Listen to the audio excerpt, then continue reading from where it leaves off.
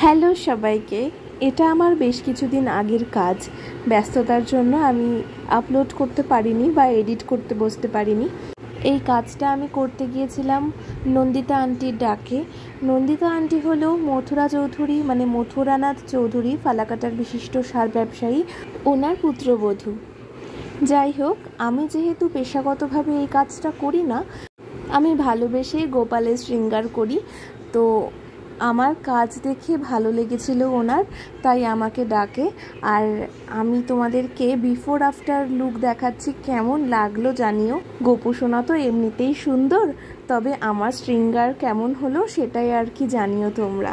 আর আমার সবথেকে ভালো লাগার জায়গা এটা যে যেই কাজটা আমি কোনোদিনও শিখিনি, শুধু ভালোবেসে করেছি, তো সেই কাজটা কারো ভালো লেগে আমাকে ডেকেছে।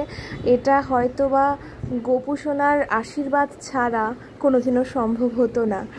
গোপু সোনার আশীর্বাদেই আমি এই কাজটা করার সুযোগ পেয়েছি, আর আমি ভবিষ্যতে আরও এই কাজ করতে চাই। এরপরই ছিল ভারত সেবাশ্রম সংঘের প্রতিষ্ঠাতা পূজ্যপাত শ্রীমৎ স্বামী প্রণবানন্দজি মহারাজের শৃঙ্গারের পর্ব, যেটা আমার কাছে আরও চ্যালেঞ্জিং ছিল, কারণ আমি এই ধরনের কাজ আগে কখনো করিনি। আর এখানে মূর্তিটার রং অনেকটাই নষ্ট হয়ে গিয়েছিল। তো এই মূর্তিটাকে আমি কিভাবে নতুনের মতো করলাম সেটা আমি তোমাদের সাথে পরের ভিডিওতে শেয়ার করব। আজকের মতো টাটা।